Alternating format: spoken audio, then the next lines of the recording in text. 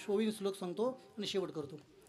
तेतम भुक्त्वा स्वर्गलोकम विशालम क्षिणे पुण्य मृत्यू लोकम विशंती एवं तरी धर्म मनोप्रपन्ना गता गतम काम कामा लभंते. सीताराम महाराज, मग पुण्याची पावटी सरे सवेची इंद्रपणाची उटी उदरे, मग येऊ लागती माघारी मृत्यू लोका. ज्ञानोबाराच्या भाषेत बरोबर जरा मोकळं. ज्ञानोबा म्हणतात जैसे व्यस्या भोगे कवडावेचे, मग दारहीची पुण्य येते तसे लाजीरवाने दीक्षितांचे काय सांगू. माऊली काय गोड बोले. माऊली म्हणतात जोपर्यंत पैसे तोपर्यंत खिशाला किंमत आहे. खिशात पैसे नसताना माणसं खिशाला वारंवार पाहत नसतात. माणूस वारंवार खिशाला हातात तेव्हा लावतो जेव्हा खिशात पैसे असतात. खिशात पैसे नसताना हात लावेल मनुष्य. पोलिसांनी सूचना दिली, परवाने आपले खिसे सांभाळा, चोर सुटलेले आहेत, हात तरी लावाला. पण एका माणसाने हात लावला, बा सरका बाजूला, सरका बाजूला, पोलिसांची सूचना आहे, सरका बाजूला. तुम्हाला काय झालं? खिसा सांभाळलाय. काय खिशात? तुम्हाला तंबाखूची पुडी.